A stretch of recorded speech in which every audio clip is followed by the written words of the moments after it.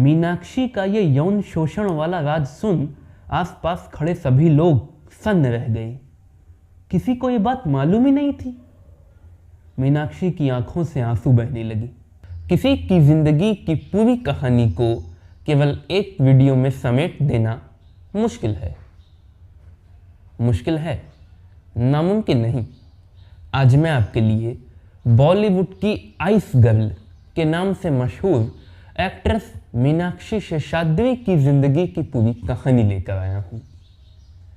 क्या है मीनाक्षी शेषाद्री और मशहूर एक्ट्रेस माधुरी दीक्षित की दुश्मनी की कहानी? क्या है मीनाक्षी शेषाद्री और मशहूर सिंगर कुमार सानू की मशहूर लव स्टोरी?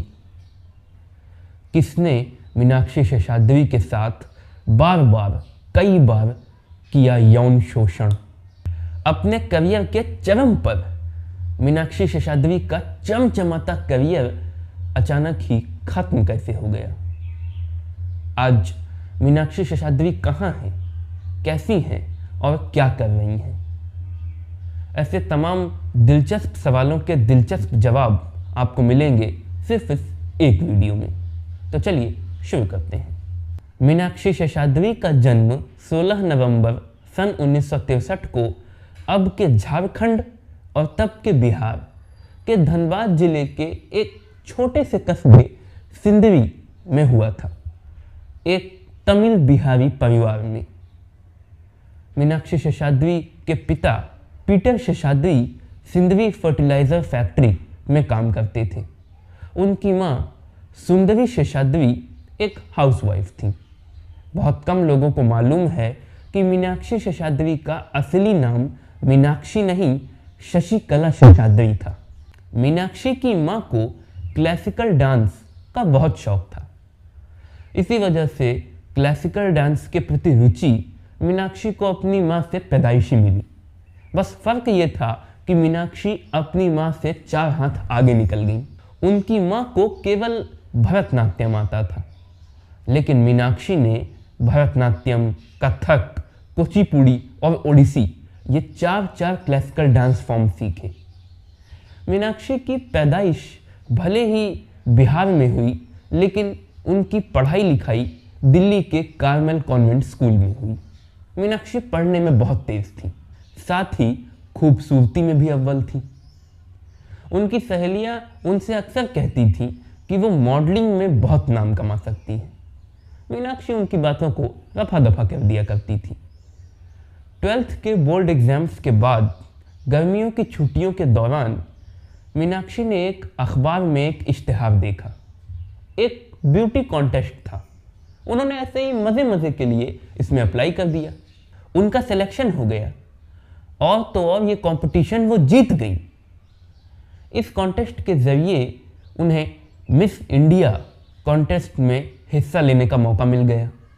कॉन्टेस्ट की शुरुआत से ही मीनाक्षी को अपने लिए कोई उम्मीद नहीं थी, लेकिन जब कॉन्टेस्ट खत्म हुआ तब मीनाक्षी शेषाद्री ने सबसे कम उम्र में मिस इंडिया खिताब जीतने का रिकॉर्ड बना दिया, केवल 17 साल की उम्र में। 17 साल की उम्र में मिस इंडिया बनने के कारण मीनाक्षी देश भर में मशहूर हो गई। कुछ महीनों बाद उनके लैंडलाइन पर एक कॉल आया। सामने से आवाज़ आई, मैं मनोज कुमार बोल रहा हूँ। यही हिंदी सिनेमा के भरत कुमार। मनोज कुमार ने मीनाक्षी से कहा कि वो एक नई फिल्म बना रहे हैं और इसमें हीरोइन के तौर पर एक नई लड़की चाहते हैं, तो अगर वो चाहें तो स्टूडियो में आकर उनसे मिल लें। मीनाक्षी उनसे मिलने स्टूडियो पहुंची। मनोज कुमार ने मीनाक्षी से मुलाकात के बाद कहा, उन्हें स्क्रीन टेस्ट देने की ज़रूरत नहीं है। उन्हें पूरा भरोसा है कि वो बहुत अच्छी एक्ट्रेस बनेंगी। मनोज कुमार जैसे उम्दा कलाकार से अपने लिए ऐसी तारीफ सुनकर मीनाक्षी बहुत खुश हो गई। वो राज़ी हो गई। इस तरह साल 1982 में रिलीज़ होने वाली फिल्म पेंटर बाबू से मीनाक्षी शेषाद्री ने बॉलीवुड में अपना डेब्यू किया। हालांकि इस फिल्म की शूटिंग मीनाक्षी के लिए आसान नहीं थी। मीनाक्षी बताती हैं कि एक सीन की शूटिंग के दौरान उन्हें बर्फ की चोटी से लुढ़कते लुढ़कते ज़मीन तक आना था। इस शॉट को ओके होने में 8-9 रीटेक लग गए। 8-9 बार बर्फ की चोटी से लुढ़कते लुढ़कते नीचे आने के कारण मीनाक्षी का जिस्म इतना ठंडा और सुन्न पड़ गया कि वो बेहोश हो गई। पूरा क्रू डर गया, मनोज कुमार डर गए, उन्हें हॉस्पिटलाइज करना पड़ा। पेंटर बाबू से मीनाक्षी को बहुत उम्मीदें थीं, लेकिन ये फिल्म बुरी तरह से फ्लॉप हो गई। इस फ्लॉप से मीनाक्षी का दिल टूट गया। उन्हें लगने लगा कि वो इस फिल्मी दुनिया के लिए नहीं बनी है, इसलिए उन्होंने फिल्म इंडस्ट्री छोड़ने का फैसला कर लिया ही था कि मनोज कुमार के दोस्त मशहूर डायरेक्टर सुभाष घई ने उन्हें रोक लिया और उन्हें अपनी फिल्म हीरो में हीरोइन का रोल ऑफर कर दिया। मीनाक्षी अपना कॉन्फिडेंस खो चुकी थी, लेकिन सुभाष घई ने उन्हें बहुत कन्विंस किया, बहुत समझाया, तो वो मान गई और फिर उन्होंने फिल्म हीरो में न्यू कमर जैकी श्रॉफ के अपोजिट हीरोइन के तौर पे काम किया। साल 1983 में हीरो रिलीज हुई और सुपर डुपर से भी ऊपर हिट साबित हुई। हीरो ने मीनाक्षी शेषाद्री को बॉलीवुड में ओवरनाइट स्टार बना दिया, लेकिन मीनाक्षी को एक कड़वी याद भी याद है। दरअसल हीरो की शूटिंग के दौरान जैकी श्रॉफ से उनका बहुत तगड़ा झगड़ा हो गया था। दरअसल हुआ ये था कि एक सीन थी जिसमें जैकी श्रॉफ को डायलॉग्स बोलने थे और फिर मीनाक्षी को रोना था। रोने के लिए मीनाक्षी बार बार ग्लिसरीन अपनी आंखों में डालती और जैकी बार बार डायलॉग भूल जाते। 7-8 रीटेक हो गए। मीनाक्षी की आंखों में जलन होने लगी।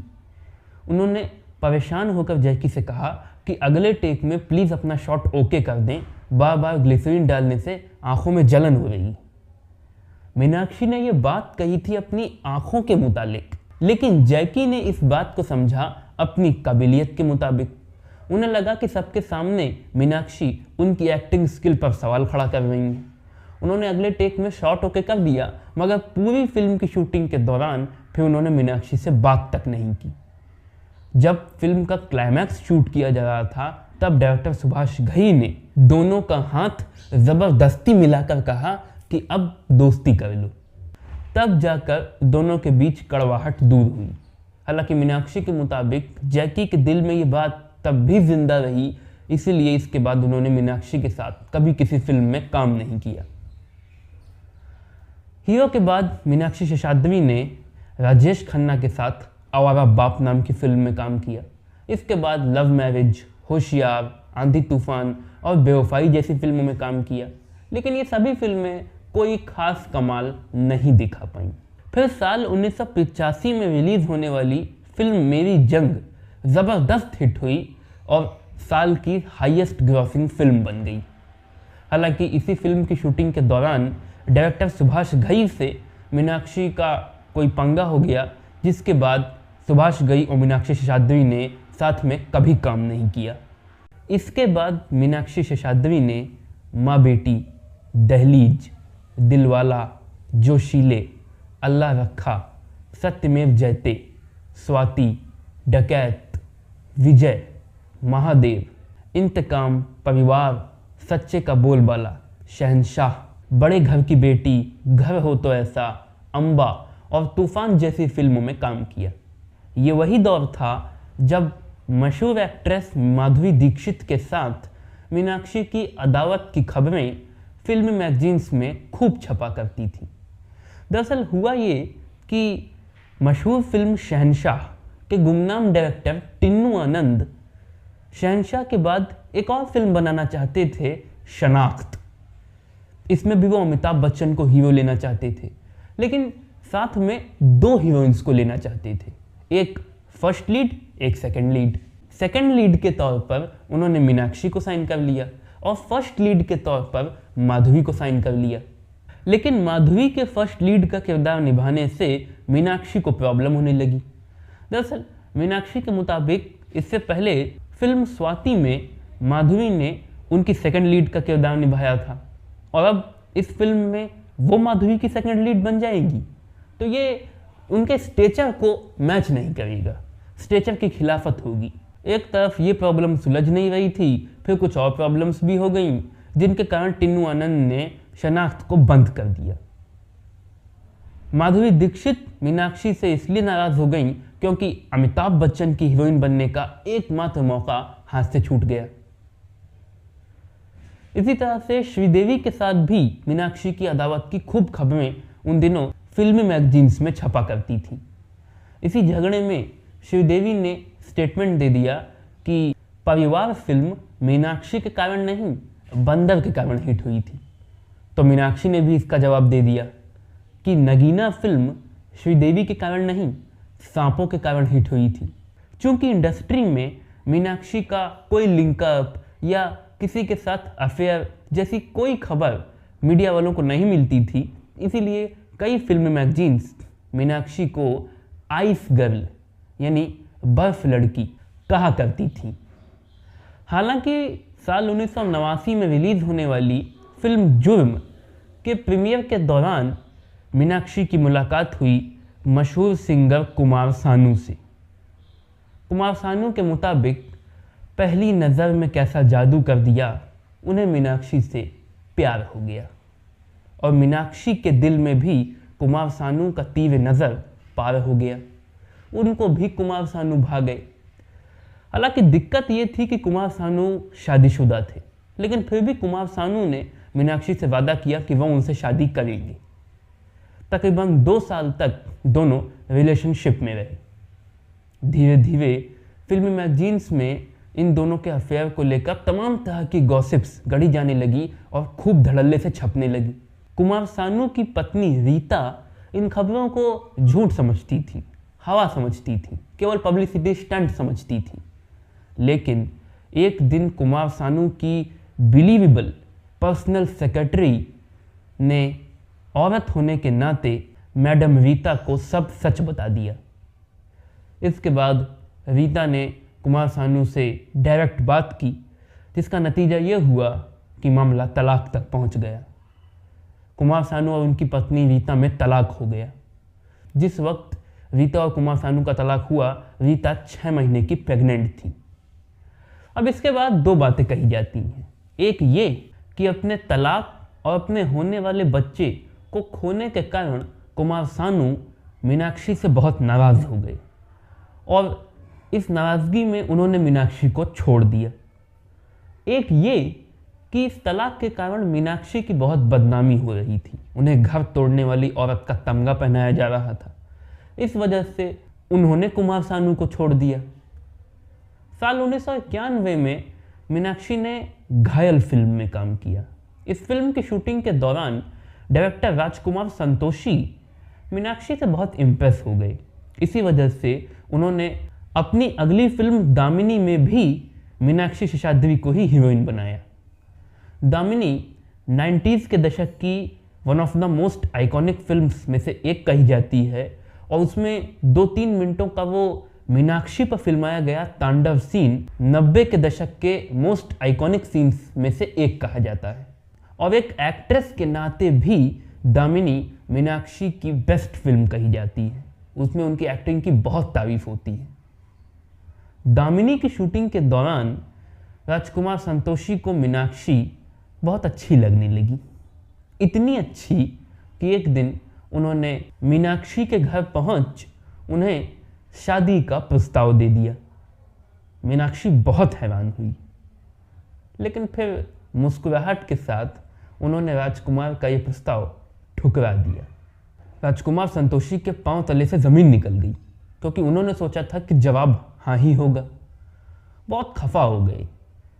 लेकिन फिर मशहूर डायरेक्टर यश चोपड़ा और एक्टर अमजद खान ने उन्हें बहुत समझाया, जिसके बाद मीनाक्षी और राजकुमार संतोषी ने सब कुछ भुला दिया और दामिनी को बेस्ट फिल्म बनाने पर ध्यान दिया।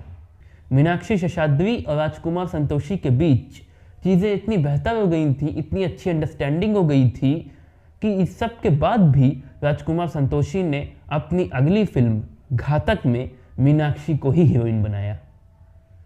इसी दौरान एक दिन मीनाक्षी एक डायरेक्टर को लेकर राजकुमार संतोषी के पास पहुंची और बोली कि ये आग और सुहाग नाम की एक फिल्म बनाना चाहते हैं, लेकिन इनके पास पैसे नहीं हैं।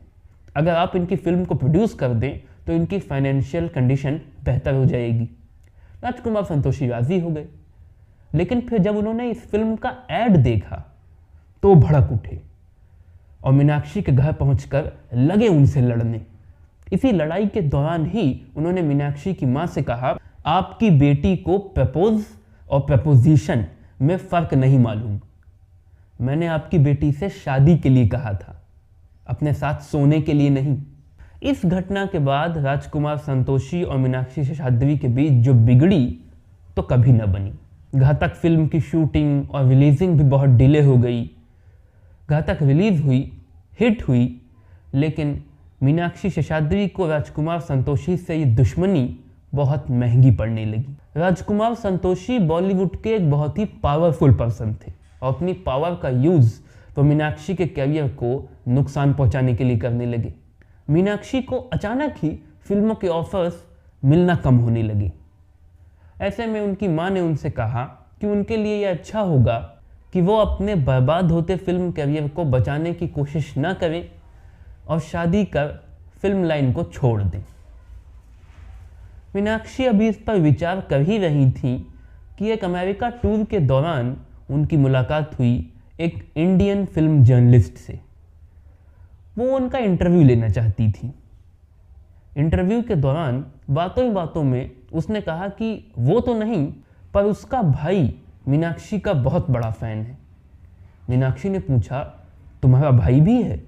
उसने कहा, हाँ, लेकिन आप क्यों पूछ रही हैं? मीनाक्षी ने कहा, तुम इतनी अच्छी हो कि ऐसा लग ही नहीं रहा कि तुमसे एक दिन की मुलाकात है, ऐसा लगता है बरसों की जान पहचान है। तो तुम्हारा भाई पता नहीं कैसा होगा। उसने कहा, मुझसे भी अच्छा है। मीनाक्षी ने कहा, तब तो तुम्हारे भाई से मिलना पड़ेगा। उस जर्नलिस्ट ने मीनाक्षी की मुलाकात करवाई अपने भाई से। इसके बाद इन दोनों के बीच मुलाकातों का एक लंबा सिलसिला चल पड़ा, जिसका नतीजा ये हुआ कि उस जर्नलिस्ट के भाई ने एक दिन फ़ोन पर मीनाक्षी को शादी के लिए प्रपोज कर दिया।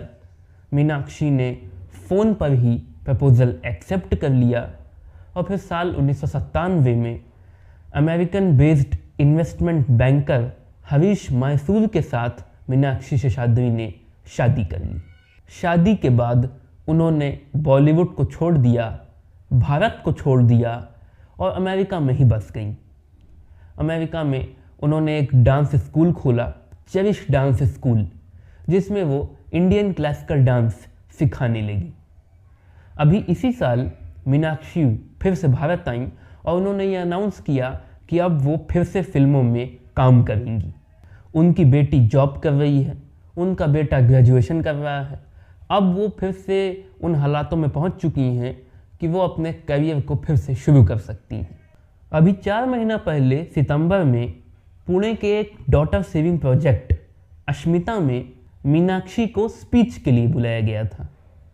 स्पीच के दौरान मीनाक्षी ने अपनी ज़िंदगी का एक बहुत बड़ा राज खोला, ऐसा राज जो कोई नहीं जानता था।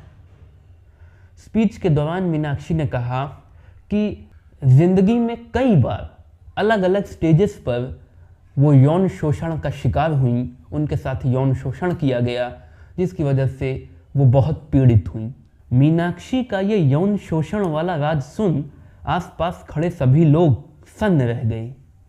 किसी को ये बात मालूम ही नहीं थी। मीनाक्षी की आंखों से आंसू बहने लगे, लेकिन फिर भी उन्होंने अपने आंसुओं को पोंछा और बोली कि इन अनुभवों से वो समझ गई कि उन्हें अपनी हिफाजत खुद ही करनी पड़ेगी। उन्होंने अपनी कमज़ोरी को अपनी ताकत में बदला और फिर इसका डट कर मुकाबला किया। कुछ दिनों पहले मशहूर फिल्म नेटवर्क पिंक विला को दिए एक इंटरव्यू में मीनाक्षी शादी के बाद अपनी ज़िंदगी में हुए बदलावों पर बात करते हुए थोड़ा मुस्कुराते हुए कहती हैं कि शादी के बाद उन्हें घर के वो काम धंधे सीखने पड़े जो उन्हें नहीं आते थे, जैसे खाना पकाना, बर्तन साफ करना, झाड़ू पोछा करना। मीनाक्षी ने कहा कि एक तरीके से उन्हें एक सुपरस्टार हीरोइन से नौकरानी बनना पड़ा। फिलहाल मीनाक्षी शेषाद्री की ज़िंदगी की कहानी यहीं तक। इस वक्त मीनाक्षी किसी फिल्म के ऑफ़र के इंतज़ार में हैं। अगर मीनाक्षी सिल्वर स्क्रीन पर वापसी करती हैं तो उनके फैंस के लिए उन्हें देखना बहुत दिलचस्प होगा।